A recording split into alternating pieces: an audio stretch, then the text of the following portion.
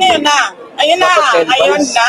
Magpa-drug test tayong lahat at dagdagan ko ang sa akin neuropsychiatric game. Ayun dyan. Tangina nyo, ha? Kuryente. Nag-uusap na kayo ngayon. Sabi, tangina mo kasi, salita ka pa ng salita. Gago, bayad tayo. Kailangan natin magsalita. Baka bawiin yung binayad sa atin. Putay na, disgrasya ang mga tulonggis.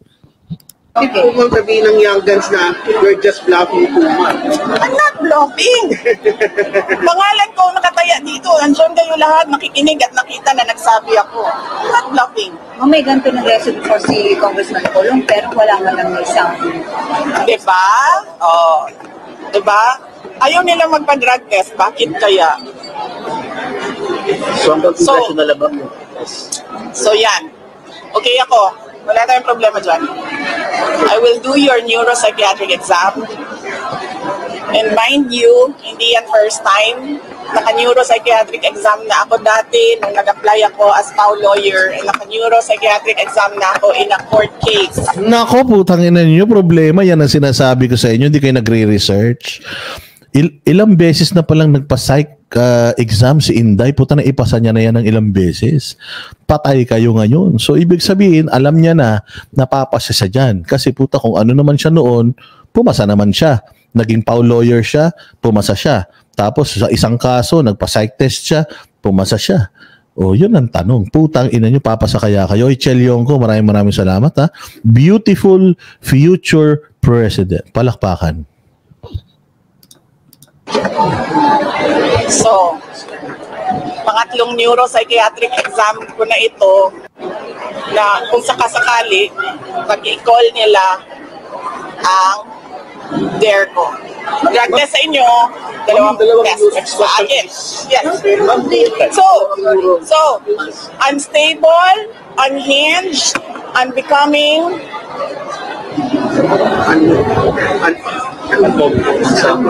and sound mind.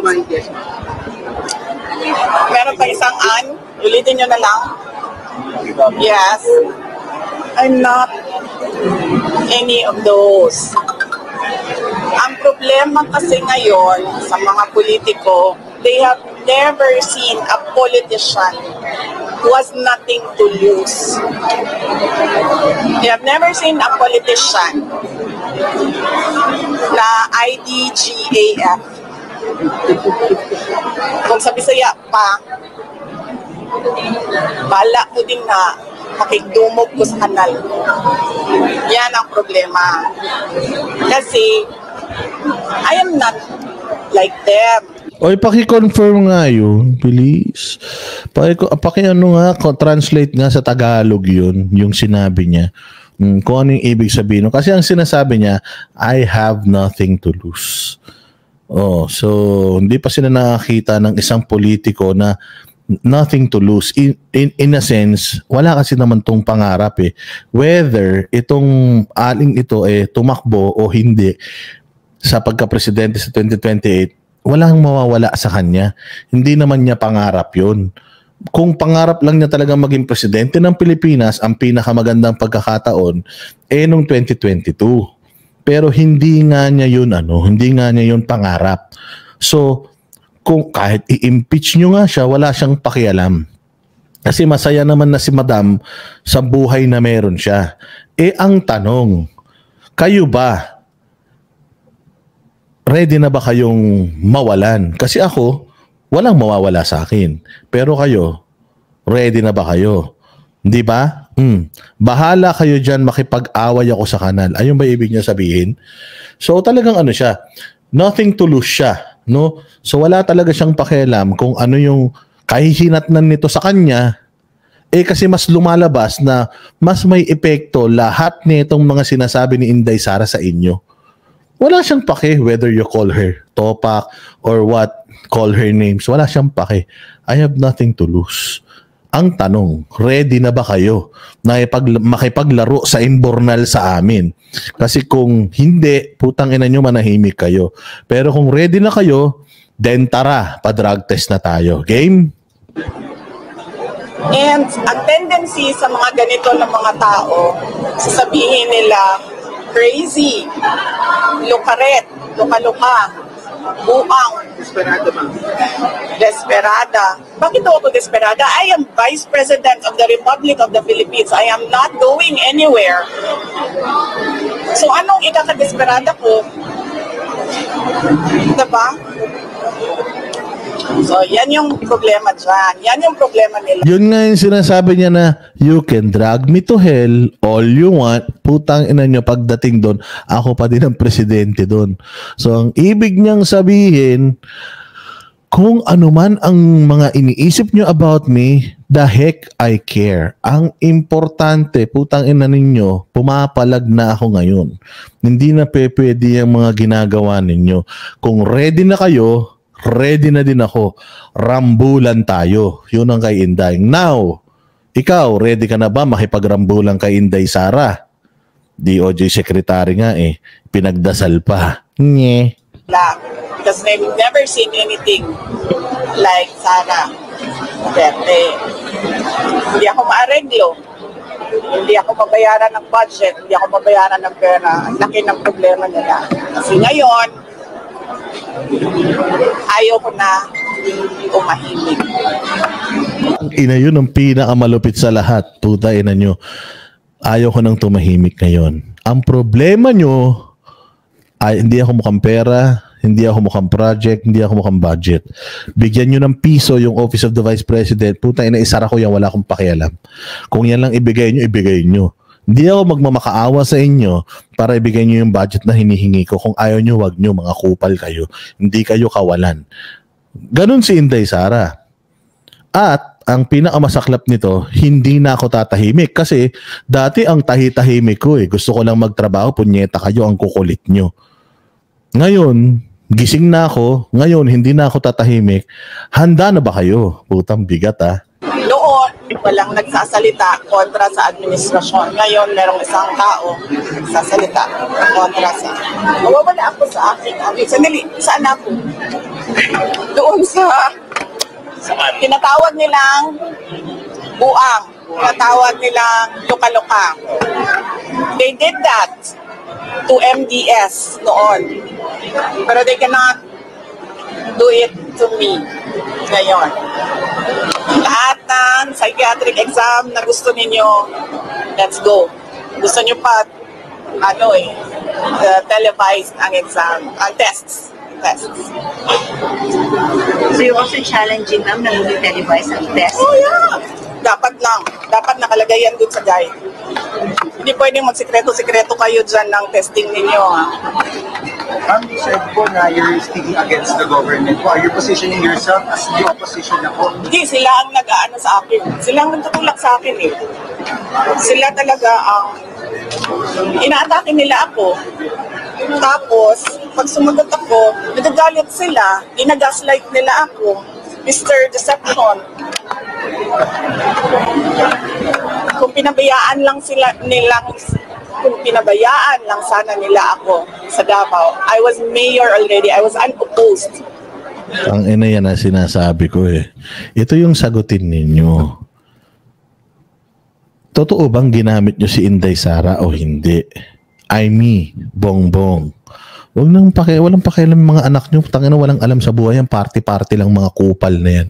Sarap lang sa buhay ang mga buwaka ng inang mga anak ninyo. Ang tanong, ginamit nyo ba talaga si Inday Sara para manalo? Totoo ba yung sinasabi ni Inday na para kayong mga asong ulul na nililigawan siya noong kampanya kasi ayaw nga niyan tumakbo bilang presidente? Totoo po ba yun? Yan lang sagutin ninyo. Tapos ang usapan natin. Kasi ang kay Inday, nagtrabaho naman ako noong nanalo tayo. Nagtrabaho naman ako. Binigyan niyo ako ng gabinete. Nagtrabaho naman ako. Namumuliti kayong aga-aga. Sabi ko sa inyo, wag na muna natin pag-usapan yung politika. Saka na yan. Trabaho muna tayo. Nananahimik si Inday Sara ilang taon. Sinisingil siya ng mga Duterte supporters dahil ang palpak na nga nitong gobyerno, hindi pa siya umiimik. Puta, tinira nyo pa. pinainan nyo pa ng 125 million na matatapos na yung taon. Tapos ngayon, ginagamit yun against sa kanya, kayo nagbigay, puta, hindi nyo naman siya pinagtatanggol. So talagang pinush nyo si Inday Sara na maging ganito. Kasi nga, nananahimik siya sa probinsya niya, ayaw niya maging presidente, putang ina nyo, pilit kayo ng pilit. So ngayon, eto na si Inday. Hindi nyo na mapigilan. Kayo rin ang gumawa nito sa kanya. Kayo rin po ang nagtulak kay Inday para i-expose yung mga kahayupan ninyo. Buti sana kung wala siyang hawak against you. Sobrang credible ng mga Duterte na pag nagsalita sila, alam mong totoo yung sinasabi nila. Hindi yan katulad nung mga ni Leila de Lima, ni Ontiveros, nila Loredo, yung mga testigo nyo sa Quadcom, na kailangan pa nilang magpakita ng hard evidence just to prove yung kanilang yung kanilang claim. Ito si Inday Sara, her numbers will prove na tinulungan niya talaga kayong manalo. She garnered 32 plus million votes versus 31 million lang ni Bongbong Marcos.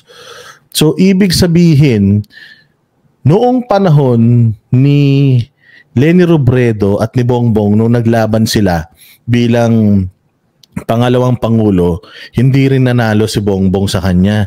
Hindi nga siya nakakuha ng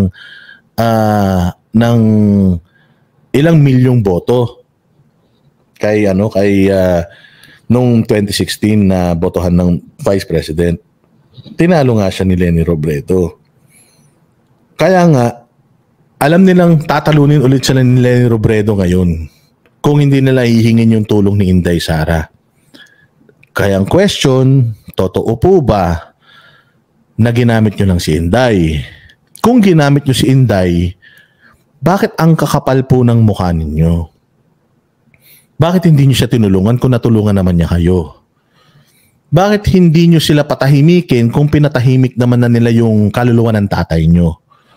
Kasi ang kailangan lang naman ng mga Duterte is patahimikin nyo sila. Ang tanda na ni PRD. Buti sana kung nagwalda siya ng pera ng taong bayan nung panahon niya, hindi eh. Siya lang ang presidente na sa loob ng 6 na taon, may pandemic pa, nakagawa ng maraming mabuti para sa bayan natin. Itutuloy nyo na lang. Ba't hindi nyo tinuloy? Bakit kailangang umabot pa sa ganito? Hindi nyo masisisi si Inday. Kasi ginawa ni Inday ang lahat para panindigan yung unity team ninyo. Kita nyo kung paano siya mag-apologize sa mga taga-KOJC. KOJC ay apologize kasi ikinandidato ko to sa inyo. Hindi ko ine-expect na magagawa nila ito. Ngayon, may tanong sa kanya dito eh. If they will apologize to you, okay na ba sa'yo? Ang sabi niya, they should not apologize to me. They should apologize to those people whom died. Diyan sa Kitbog, diyan sa KOJC compound, yung mga nasaktan na mga tao na naging biktima ng karahasan nila, doon sila humingi ng tawad. Gusto ko isa-isa yung mga pangalanan nila. Humingi sila ng tawad. Baka sakaling mapatawad ko sila. Baka sakali, hindi ko sinasabing mapapatawad ko sila. So ganyang katindi si Inday Sara ngayon. Kaya sigurado ko ito si Bongbong, puta nanginginig to sa takot. Hindi niya kaya makipagburautan kay Inday Sara eh. Kasi hindi niya kayang alisin yung fact na kung wala si Inday Sara at wala ang mga Duterte supporters, wala sana kayo sa kapangyarihan. Kung binabayaan lang nila ako sa DepEd, nagtatrabaho lang ako doon, wala akong ginagawa sa kanila. Nung nag-resign ako sa DepEd, kung pinabayaan lang nila ako, diba? Na gawin ko yung trabaho ko sa Office of the Vice President, kahit magtanim ako ng puno, araw-araw, pabayaan nilang ako. Kasi may pagbabagong campaign naman kami, tree planting, educational advocacy, lahat yun. Problema sa kanila, nakikipag-away sila. Tapos, kapag lumaban, yung inaaway nila, nagagalit sila, and sila yung nagsasabi na siya yung may problema. Hindi ako yung may problema. Hindi ako known na kalaaway, except inuunahan ako. tingin nyo, yung mga anak ko, hindi mag-Senator Hines, they are now coming to their defense? I will not comment sa mga anak, no? Because ang natural affinity ng mga anak is to defend parents. Ganyang katalino si Inday. Katulad din ng sinasabi natin na normal lang din kay Manotok tsaka kay Sandro na pagtanggol yung mga magulang nila. Pero sana naman meron silang yung hawak na something na masasabi natin na worth it yung kanilang pagsasalita. Let's say for example, kasi parang sinasabi lang nila doon, state of mind, yung sanity, yung peacefulness ng kanyang utak, ng isip niya, sana mahanap niya yung peace, blah blah blah, and so on and so forth. Ganun yung sinasabi nila eh. Sana man lang meron silang baon na hindi ka namin ginamit, nandoon ako, nakita kita kung papaano ka nagmakaawa sa tatay ko, nagkunin kang vice president kasi may pangarap ka rin, hindi mo pa kaya magpresidente kaya baka pwede gawin mo na lang akong vice president mo. Wala naman kayong mga ganun. So dito mo makikita na nasa tamang pag-iisip si Inday kasi hindi niya pinatulan yung dalawang anak kasi nga naman anak yan eh. Natural. Masasaktan yan. Pero ganun talaga. Masakit talaga yung katotohanan. Tingnan mo si Inday mag-isip kumpara sa inyo. Si Inday Sara, naiintindihan niya na nature yan ng mga anak na ipagtanggol yung mga magulang nila. And whatever it is na pangit na sabihin mo against me, that's because may pinaghuhugutan kang mga magulang mo na nasasaktan sa mga sinasabi ko. I understand you. Ganyan ba yung may topak? Ganyan ba yung may tama sa utak? Ako lang naman yung anak na hindi nagde-defend kay PRD. Pero balik na rin natin, ganun din si PRD sa akin. Ang natural affinity na gagawin, natural na gagawin ni PRD is to defend me. Diba? Sinasabi nila noon, ginagaslight din nila kami, di ba? O kasi may destabilization sa PRD, may maisog. Ano mang ginawa ni PRD? Di ba nag-react lang sa ginawa nila sa akin? Hindi nga ako nag-react nun eh. Hindi ako nagalit. Confidential funds, ano sabi ko? Fine, sa inyo na yan. Fourth quarter, sa inyo na yan. Hindi ko gagamitin, hindi ko naman kailangan yan eh. Napapadali lang talaga ang trabaho kasi natatarget mo yung trabaho. Ay, happy birthday sa anak mo Mark Chi Channel. Ayan kay Margo Umblas. Happy 3-year-old birthday sa'yo. Happy 3rd birthday sa'yo, Margo Umblas. So, masarap yung pizza ni ni Chacha's Pizza. Kaya lang, pag-uwi ko na ng Maynila. Pag nasa Maynila ako, padalan mo ako niyan Trabaho mo. Ano pang inano nila? Security, kunin namin lahat. Sa inyo na yan. Budget, kukunin nila lang. Sa inyo na yan. Nagalit lang naman ako noong yung nangyari doon sa graduate, yung namatay doon sa Davao City, sa tear gas, sa panggugulpi, at yung mga pinukpok na mga tao. And ngayon, nagalit ako kasi sa paghabol-habol nila sa akin, yung mga kasamahan ko, hinahabol din nila. Excuse ko na lang, let's give them privacy. But one is already in depression, one is already contemplating suicide, one is in the hospital, may isa hindi nakakatulog. I agree sa pagmumura ha. Hindi dapat magmura kasi may mga bata naririnig, pero gago talaga yan sila. Ako, wala akong problema. Gago. Mga gago pala kayo eh. Tangina kung ako yan. Ako na magmumura, Inday. Mga putang ina talaga sila. Mga hayop na mga demonyo. Yung mga pukin ng ina, mga buwisit na mga putragis na yan. Okay na yun. Ako na bahala, Inday. Ako na bahala sa mura. Pero yung ibang mga tao dyan na hindi politiko, na hindi naman nila hinahabol, pero ginigipit nila. How is your relationship with Senator Amy Marcos? Ano dulo na katatakit? Politics. Politika. Ano yan? Sinabi ko sa inyo, perpetuation in power yan. Gusto ko sana i-take up si Martin Romualdez pero nag-promise ako sa inyo, di ba, na another time si Martin. Oo, sa susunod na. Ma'am, yung yakang politika, sabi ko kasi ni Governor Matthew Padoto na pinersonal daw nyo yung dapat sanay politika lang. I-review nyo. Ayoko na banggitin eh. Lahat ng pagmemersonal nila sa akin.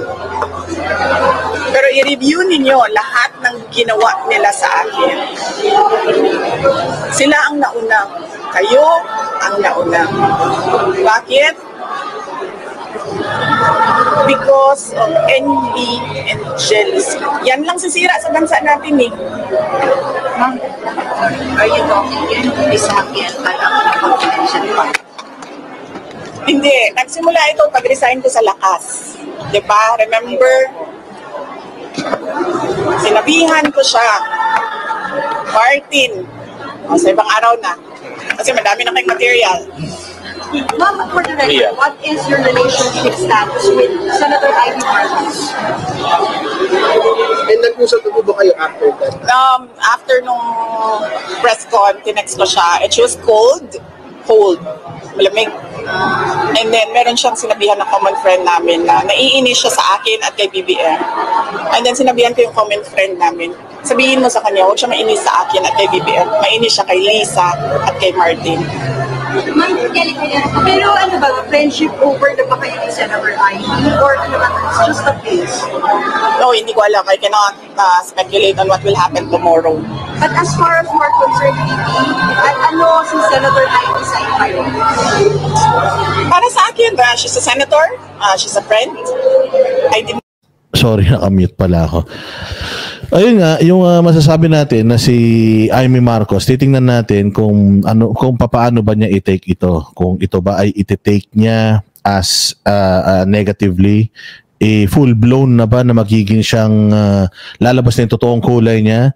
Ilalabas niya ba talaga yung totoong ugali niya? Kasi as far as I know, ito si Amy, nanggagamit lang to. And as far as I know, ginamit niya na si Inday Sara before, hindi niya nakuha yung gusto niya, na magkaroon ng kapangyarihan sa Malacanang dahil hinarang siya ng hipag niya, malalaman natin ngayon kung ito bang si Inday Sara ay kanyang uupakan, kung si Inday Sara ba ay kanyang sasagutin, kung si Inday Sara ba ay kanyang babatikusin. Although, sabi nga ni Inday Sara, ay wala akong pakialam. Malalaman natin sa mga susunod na araw kung ano yung mga isasagot ni Amy Marcos, kung siya ba ay magkikinupal at nilalabas siya na yung totoo niyang kulay na ginagamit lang niya yung mga Duterte, or she will still try to win the heart of Inday Sara kung talagang totoo siyang kaibigan. Not attack her? Alam niyo kasi ito si Remulla, nandun siya sa legal desecration of the dead. Sabi ko nga kanina, di ba? Talking about desecrating a body is not desecration of the dead. It is not illegal. It is taboo. Tabu siya. Meron sa atin dito, ayaw ang pag-usapan ng patay. Meron sa atin dito, okay lang na pag-usapan ng patay. Diba? It's taboo for some. Ngayon, kung okay lang sa kanya, hindi okay sa akin, dapat respetuhin ko na okay lang sa kanya. Hindi ko aatakihin yung tao. Bakit ko aatakihin yun? Yung paniniwala ko, hindi naman yung paniniwala. Parang Diyos lang yan. Naniniwala ka sa Diyos, ako. Hindi. Respetuhin mo ako. Na hindi ako naniniwala. Ikaw na naniniwala sa Diyos, respetuhin din kita. Ang problem kasi dito sa kanila, when there is a person who is outspoken, who is outrageously outstanding, sinasabihan nila na weird, sinasabihan nila ng kakaiba, sinasabihan nila ng, yan, crazy, insane, look at it. There's nothing wrong with me, I'm just different. Respetuhin niyo yung not different ako sa inyo. Gawin mag-isento ay you texted her pero nag-reply naman po siya kaya nasabi niyo po siya. Do we know the context of that conversation? You can share that with us. Siya na lang ang share ninyo kasi siya naman yung mas nakakatanda. Pero since then, hindi pa yung nakakapag-usap or get over the phone. Wala na kami nag-usap after nung nag-text ako. Ma'am, maybe know your message. Alam mo, yan sila lahat. Yung mga nagsasabi ngayon, ang pinag-uusapan niyo yung patay. Simba ko lang, God forbid. Pag yung sa tatay ko na yan, sigurado ko may bubullshit dyan sa tatay ko. Yeah. Oo, ngayon pa nga lang, buhay pa yung tatay mo. Kung ano-ano nang sinasabi nila eh. So ngayon, parang lumalabas na yung tatay nila, hindi mo pwedeng ganunin. Ito nga si PRD, buhay pa kung ano ang tawag nila. Mang kanor, ganito, ganyan. Putang ina nyo, mga santong kabayo kayo, mga banal na aso kayo, mga hayop kayo. Si Pastor Apollo Kibuloy nga eh. Kung ano-ano yung itinatawag ninyo eh, kahit na hindi pa naman siya napapatunayan ng korte na may kasalanan dun sa mga ibinibintang sa kanya eh. Ang babastos nyo nga, putang ina nyo eh. Kung ano-ano nga mga lumalabas sa bibig ninyo eh. Tapos, sinabihan lang na huhukayin yung putang inang diktador, itatapon sa South China Sea. Tangina nyo, sakit na kagad kayo. Kupal na kagad kayo, gigil na kayo kagad kay Inday. Eh putang ina, ang daming pinapatay niyan, di ba? Mas maraming namatay nung panahon niyan kaysa dyan sa sinasabi niyong war on drugs ni PRD. Na puta, pati yata yung mga nalaglag sa bangin. Sinisisi niyo dyan sa war on drugs ni PRD. The allegations head on, just to set the record straight daw, ma'am. Kasi it distracts from the issue, it lowers the level of security. Sabi ng mga consumer. Oo, kasi sabi nila,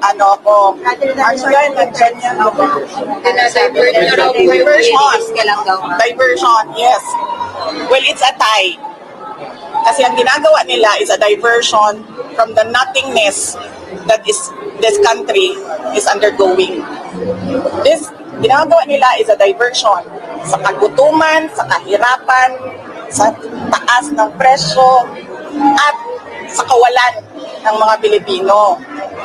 Ginagawa nila ako diversion, gagawin ko din kung ano yung ginagawa nyo.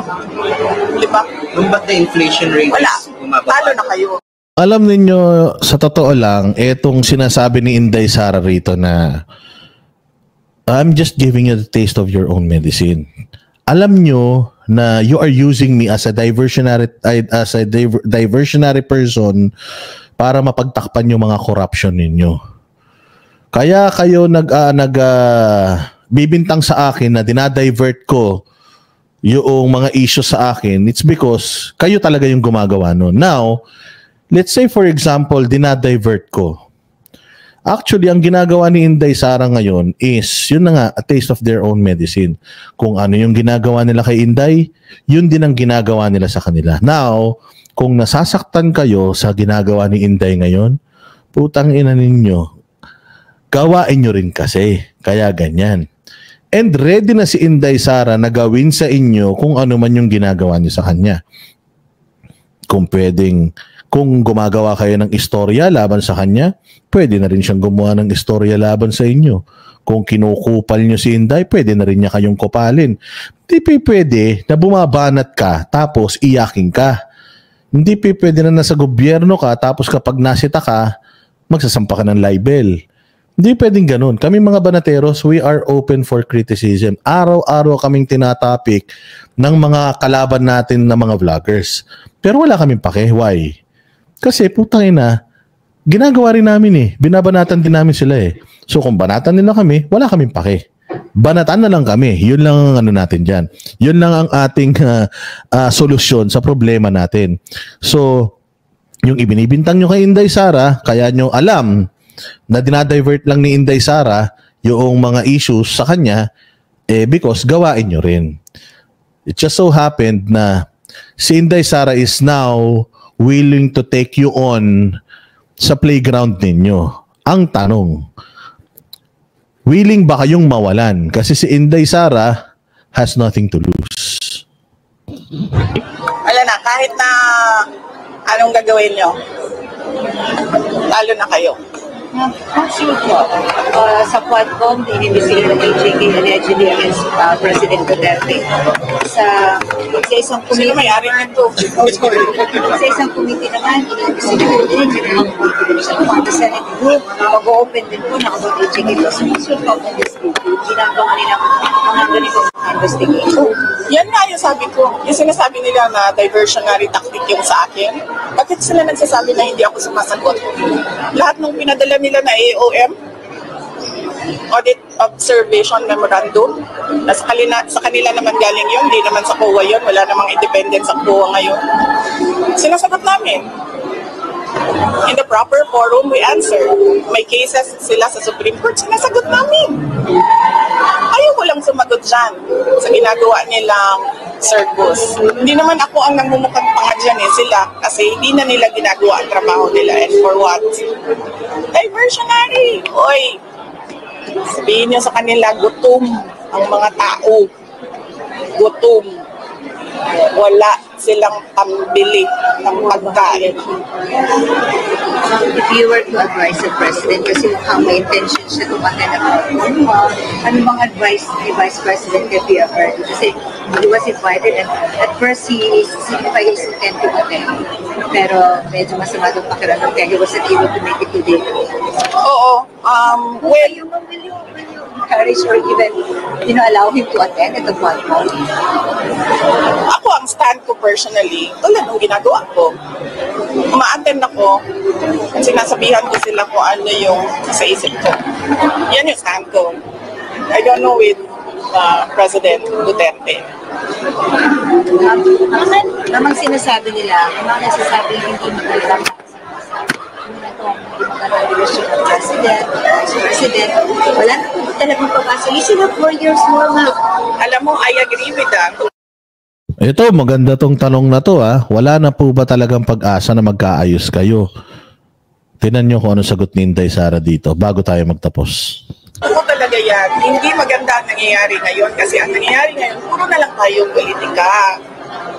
Ulit-ulit ko sinabi, nandun pa ako sa kabinete, doon, sinabi ko na yan. Hindi ako ang problema. Bakit ginagawa ninyo ako ang problema ng bayan? Hindi ako. Imagine, saan ka nakahanap ng mga public officials so shocked about me talking about the debt. Pero walang na-shock na there's a foreigner kidnapping in the Philippines right now.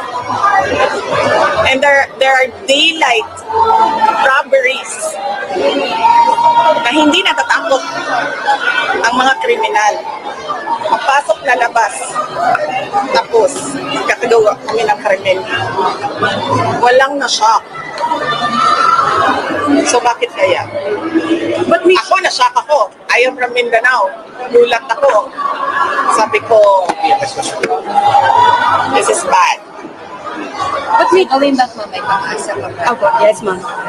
Na Magkaayos din talaga years po. Meron pa ba? na magkaayos kami nilang lahat. Sige, mag-sorry sila doon sa pamilya nung namatay sa Davao City during the kaguluhan sa loob ng Kingdom of Jesus Christ. May namatay doon. Sorry sila sa pamilya doon. Mag-sorry sila sa lahat ng tinirgas nila, pinukpok nila at binugbog nila sa Tamayong at sa KOJC. Mag-sorry sila sa lahat ng hindi nakakatulog ngayon kasi pinapatawag nila paulit-ulit dyan sa House of Representatives. Hindi lang sorry na, oh sorry Hindi, pangalanan nyo lahat, sorry kayo sa kanila. Pag-isipan ko, kung papatawarin ko kayo, pag-isipan ko pa lang yun. No? Ma'am, Mga bossing, kita nyo naman, hindi ba? Matagal na nahimik si Inday Sara. Matagal siyang hindi umimik. Si Inday Sara po ay talagang masasabi natin na ginawa niya yung lahat ng kanyang makakaya para sana hindi magkaroon ng problema dito sa bayan natin. Hindi naman siya problema ng gobyerno. Ang problema ng gobyerno at problema ng mga Pilipino ay yung sobrang mahal na bilihin, sobrang taas ng krimen, nagkalat na droga sa bayan natin, at lumalakas na mga kriminal. Meron pang kidnapping ng foreigner dito sa Pilipinas. Sabi nga ni Inday Sara, mas concerned pa kayo sa mga sinasabi ko na wala naman talagang epekto sa Pilipinas, ekonomiya, pagkain, lahat. Reputasyon nyo lang naman yung ine-expose ko, pero mas concerned pa kayo doon sa mga reputasyon ninyo, sa inyong image sa taong bayan, kesa dito sa talaga naman nangyayari sa bayan natin. Nakaguluhan. Kaya kailan pa tayo magigising, mga bossing? Ipinapakita na sa atin ni Inday Sara kung ano yung estado talaga ng bayan natin. At ipinapakita rin dito ng mga congressman, ng mga senador, ng mga anak ng mga politiko na nagsasalita ngayon, ipinapakita lang nila na walang ibang importante sa kanila kundi yung image nila, kundi yung pinagkakakitaan nila, kundi yung mga pangalan ng mga pamilya nila. Nothing more, nothing less. Yun lang talaga. Yung issue ng bayan natin, wala silang planong resolbahin. Tingnan ninyo itong gobyerno natin ngayon. 3 years. Ano na yung masasabi mong nagawa nila na infrastructure na pwedeng makapagbago ng buhay natin at magamit natin sa pangmahabang panahon? Meron na ba? Meron na ba silang isang major project na masasabi mong nasimulan nila or natapos nila? Tulad ng sinasabi ko sa inyo, halos 4 na taon lang si PRRD na malayang nakapaglingkod. Yung 2 taon doon or more than 2 years doon, mga boss, pandemic pa. Kung pandemic kaya ngayon, sa tingin nyo buhay pa kaya tayong lahat? Walang kwenta at walang pagmamalasakit sa Pilipino etong nakaupo ngayon currently. Ngayon na currently pa. Diba? Saan ka naman? Pero itong nakaupo ngayon, walang pagmamahal sa bayan, walang pagmamahal sa Pilipino, walang pagmamahal sa mga sundalo. Ine-expose na ni Inday Sara sa inyo kung gaano kabulok at gaano katarantado at balasubas itong mga buwisit na ito. Tinawag niya ng mga bullshit ang mga ito Kaya siguro naman malinaw na sa atin ngayon. Itong playground na to, lahat sila versus si Inday Sara. Magsama-sama pa kayong lahat versus si Inday Sara. Hindi nga kailangan ni Inday Sara nung pagtatanggol natin because siya pa lang kayang-kaya niya na. Siya pa lang kayang-kaya niya ng ihambalos itong mga kupal na ito. Sa totoo lang, mas matindi nga ito si Inday Sara kaysa kay PRRD. Kasi si PRRD nun, kapag bumanat, pagpabiro at saka pabanjing-banjing, pabugoy-bugoy. Pero ito si Inday Sara, talagang yung banat ni Inday Sara ngayon, ibang klase Malupit at humahagupit. Maraming salamat sa iyo, Alberto de la Vega God bless you. Pero katulad ng sinasabi ko, mukhang bright ang future natin kung ito si Inday Sara ay magiging presidente sa 2028. Magdasal tayo kasi feeling ko disappointed talaga to si Inday Sara sa nangyari sa bayan natin I hope na yung disappointment niya ngayon magtulak sa kanya para ayusin yung problema ng bayan at tumakbo bilang presidente balang araw. Sa ngayon palagay ko ayaw na nito at ayaw pa nito Let's just hope and pray na si Inday Sara somewhat magising sa katotohanan at tulungan tayo na isaayos ang bayan natin. Maraming salamat sa lahat ng mga nanood. Maraming salamat sa lahat ng mga nag-like, nag-share at syempre yung mga nag-send ng kanilang generosity dito sa ating live stream. Mabuhay kayo. God bless you. Magkita-kita tayo ulit mamaya. Same time, same channel. Meron po tayong banatero sa SMNI. I-discuss po natin itong interview na to ni Inday Sara. Sabay-sabay po tayong manood. Mag-follow po kayo sa DZR 1026 News. At saka yung may mga naka-follow na dito sa kapartner mo sa Balita at Serbisyo, baka pwede doon naman tayo manood sa kabila, yung sa DZR 1026 News. Oo, kasi may problema yung isang channel na yan though. Parehas naman kayo makakapanood dyan. Mapapanood nyo din yan live sa aming mga channels at dyan sa Facebook pages natin, Coach Oli, Boss Dada at saka si Banod Bay. Ngayon magkakasama kaming tatlo though. Mag-zoom lang ako pero pag-uusapan natin ng malaliman etong mga sagot ni Inday Sara sa sa mga kupal at sa mga epal na mga na mga sausawero sa gobyerno. Salamat kaayo mga bossing, kita-kits tayo mamaya ulit sa Banateros sa SMNI. Mabuhay kayo. God bless us all and God bless the Philippines. Thank you very much.